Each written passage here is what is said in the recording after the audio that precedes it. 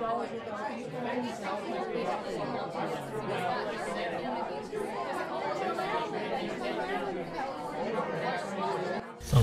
assalam, Alhamdulillah, how's it going? Alhamdulillah. It's good to see you. Alhamdulillah. Well. What you been up to?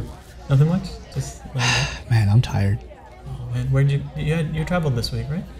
No, not this week. Trip's coming up, but just getting prepped for programs and stuff. Oh, it's fun. Alhamdulillah. Especially after class this week, a couple of emails came through that it's like so this is one email, right?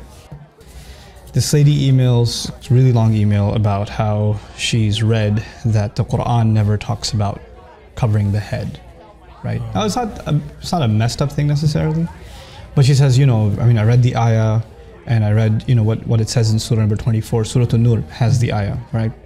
And it uses the word khimar, which is for veil. And I looked up the dictionary and it says things like a shawl or cover, so it never ever says anything about covering the head, right? And I start thinking, is this a common confusion, or is this just this one-time email? Yeah. So I do a little digging and it's actually extremely common. Like a lot of people think that the ayah is not talking about covering the head at all, right? So it's a really common confusion. I didn't know. So one of the things I really want to do is kind of address this in a sane way. I'm not interested in getting somebody to wear hijab. That's their decision, right? But at the end of the day, if something's being said about the Quran, we have to be honest. And what is it saying? And there are people who would like it to mean something it doesn't mean.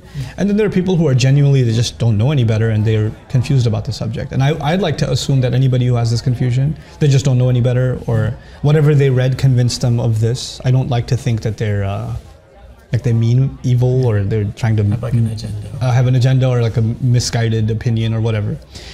So the cool thing about Arabic, right, is that for covering the head, just covering the head, there's 9 different words. Wow.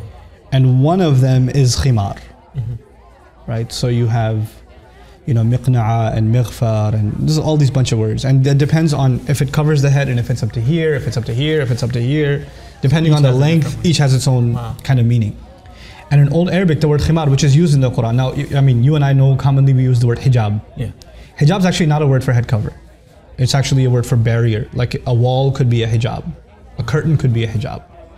Okay, so it just kind of got coined as hijab, but that's not the word in the Quran, nor the Arabs ever used it like that. Okay, so the word is khimar. And the cool thing about it is the word itself includes the meaning of covering the head. Like the head and then some. And it's used before Islam. The men used to have khimar too. One of the names for their turban, if it was extra long and it went down to almost middle of the belly, the men used to call it khimar too. And then it's so cool. The women had different fashions or whatever. And one of the things the women before Islam used to do is they used to have this bandana type thing that they would tie in the back with their ponytails, and it would go to the middle of their back. So they wouldn't drape it in front, they throw it behind them. That was also called a khimar. Now the Quran says they should take their khimar and throw it in front of them, before their chests. In other words, the only difference is keep the khimar, but just use it. The head cover is already included in the meaning, just use it to cover the front also, right? And it should be a certain length. That's the meaning. And somebody argues no, but the word khimar, it just means shawl, it doesn't mean head cover, whatever. It's really cool. Are you familiar with the word khamr? You know what that means? Is that alcohol? Alcohol, Yeah. wine. You know why it's called khamr? No. Because it messes with your head. Khamara blocks your judgment. Khamara literally means to cover, and it's called khamr because it messes with your mind. It creates a block in your mind. It's almost as though your head is covered up with something when you take khamr.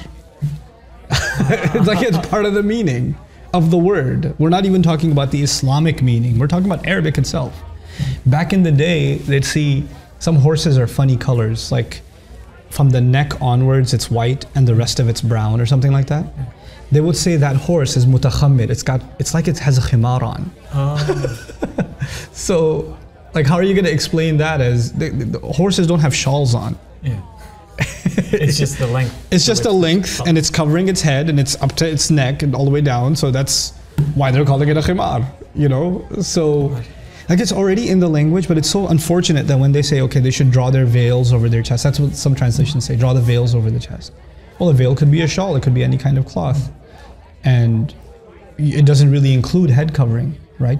But the Arabic word does. And so I feel like a lot of this confusion comes because people don't pay attention enough to the original language, and how a lot of translations, they oversimplify the issue and we start coming to drastic conclusions. But I think that even if you talk about all of this, like somebody gets upset and says, who are you to tell me that I have to wear this or that? I'm not anybody to tell you anything. But what I'd like to, at least for people to know, is, okay, here's what the word is in the Quran and here's what it means and here's how we can understand it. If you think there's better evidence, if you think there's another meaning in Arabic, then maybe you should tell me about it. So, I don't know, maybe I should do a talk about that someday. Yeah. I'll see you next time, inshallah. Okay, Take care. Assalamu alaikum.